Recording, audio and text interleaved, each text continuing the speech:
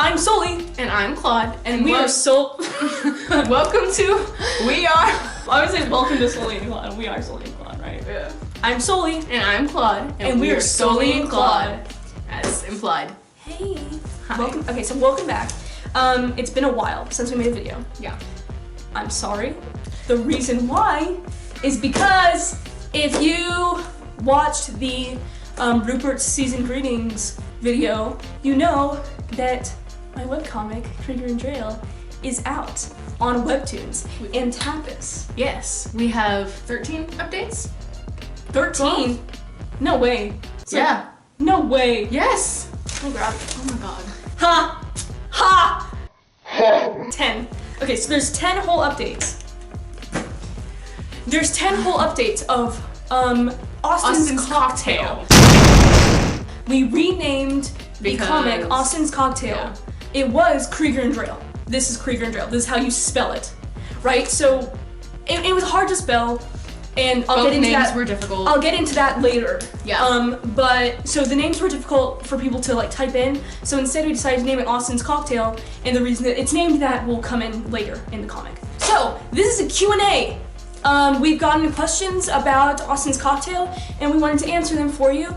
And both video and comic format. Yeah, both video and comic format. So this is going to be a more in-depth thing than the update will be.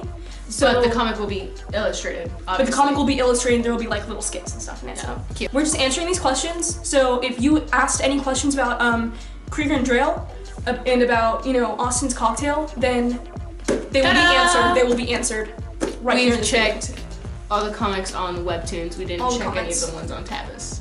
Tapas is doing horrible. Like there's literally like no views on Tapas because we haven't been pushing Tapas. We haven't been pushing Tapas as much. So if you want to go see on Tapas too, if you have Tapas, it is also on there. There's just like little to no views on it because we just don't really push it that much. We push Webtoons more. So you know, there's more to do on Webtoons. So let's get started. All right. The first question was, when can I do fan art, and where can I post the fan art? So we love fan art. Yes. If you want to make fan art, then do it.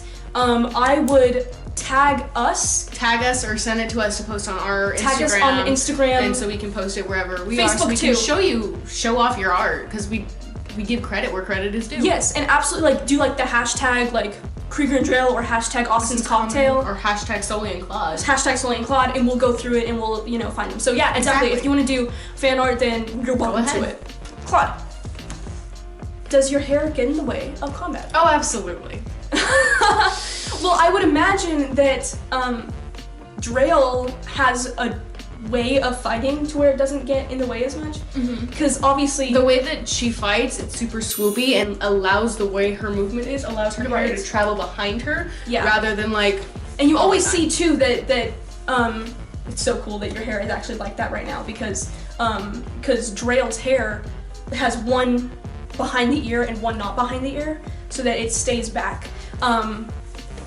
Drail's character is really was designed to be really flowy. It's a lot of backstretch and the happenstance of wind. Right, and like, you know, so the hair and the cape is really a big part of her aesthetic. So you know, yeah. So like she doesn't have hair, and it is a problem sometimes, I'm sure, but most of the time I think that it's, you know, it's usually kept back, and she has her own way of doing things. So that's that. Sully, is Rupert a Mary Poppins bag? So pretty much that question was that is Rupert kind of like the Mary Poppins bag, as in you just pull whatever, it's bigger on the inside, you just pull whatever out. No. The reason for that is because whenever we get into tougher situations where we are limited on tools and weapons and stuff, it would get rid of that limitation by having Rupert as this unlimited source of everything. Because if I could just pull anything out of Rupert, then there would be no problem at all. I could just pull like anything out of Rupert. I could just pull like a bomb, I could pull out whatever. Even though I did pull out a grenade in the first episode, but that's But to be fair, you also did have a grenade listed on what was inside of it. Exactly, so Rupert did tell Krieger what was inside of him, and he said, I have this and this and this and this and this, and that's it. Yeah. Bag of gummy bears, Metallica CD, yeah, all that stuff. So he is limited. He can hold a bunch of stuff though, so. He actually is really roomy. Where is he? Right, so he actually does have a lot. It does actually have a lot of room in him. That was one of the things we were surprised about when we first started using him. When she first started using him. Yeah, I actually got just stuff everything in there. I actually got Rupert from Claudia. Yeah, a long time ago. He was not cared for when I was a child, and someone saw him and loved him. Yeah, I fell in love. That actually is going to be in the comic. Yeah.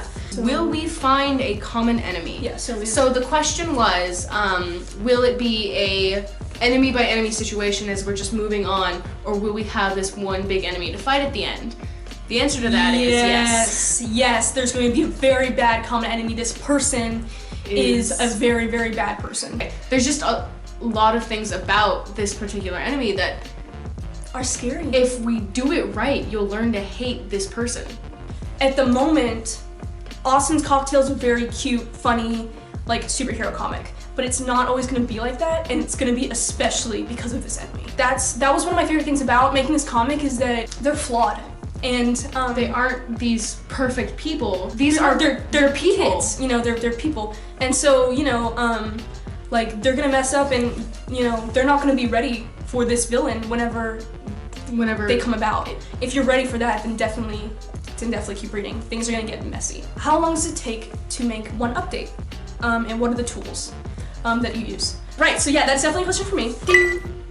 If it's a school week, and I have other stuff to do, and I have homework, and I have, obviously I'm gone for 8 hours, then it's gonna be like about a week to make an update. And if I have, you know, as many days as I need to, I have full days, then it takes about 3 days to make an update. It's give or take a couple of days because it depends on what color.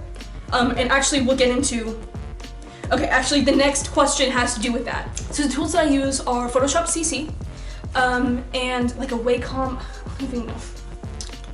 It's just like, it's like a Wacom like tablet. It's about that big. It's this. Yeah, so thank you, Future Solon, how are you? Yeah, so I use this. Right, so I use this. And SketchUp occasionally. And SketchUp, which I made very clear in the comic. I use SketchUp. Flashback. Right, so, oh my god, so much editing. I'm making this worse for you, I'm making it so hard for me. I'm making it hard for me. So the next question actually was, are you gonna use color, like, just for dreams and like dramatic moments, or like when are you gonna use color or not? So far in the comic, I've been using color in Sully's dreams, and in the first panel of each chapter is colored. Chapter, not update. You want to clarify that. Chapter, each chapter. And it'll say at the top usually. I forgot one time, but it'll be like, it'll have the colored art and then chapter length. This, part this. Yeah, and then right. So if it's a part one, then the first panel is going to be colored. So like, for example, the first part of the Squilling Minx chapter was us in color. Yeah. Outside of the concert hall. And you'll notice that a lot of the dialogue updates don't have that because it is a part of a bigger chapter. It's a part of a bigger chapter, right, exactly. Nothing dramatic has happened yet. It's coming, but dramatic sequences will be in color. Yes. If I have more to color, it's gonna take me longer to make the update. Is Japanese a joke? In one of the updates, Solon comes out from her morning with her lovely dog, Nick, and we greet each other on the balcony in Japanese. Ohayo gozaimasu and Ohayo. It is something that we do personally. I use Japanese and Spanish in regular day-to-day life. Sully uses German. Right, so pretty much I know... She knows more German than I know Japanese. Right. So there will be German phrases that are said, there will be Spanish phrases that will be said. So that will, and I will actually make that a bonus art of us teaching each other languages. Nick, this is a question for Nicky Boy. This is a question for Nick. Are you a good boy? So let's ask him. Are you a good boy?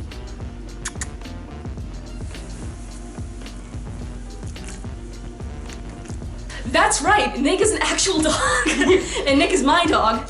And he, as you can see, actually looks like that. These are some reference photos that I actually have of him, that are like him in the comic is related to the photos. So because he does look scared all the time. He is jumpy all the time. He hates most people. Yeah. So I'm lucky that he likes me. I honestly feel really blessed. Yeah, how he's portrayed in the comic is so realistic to how he actually reacts to things.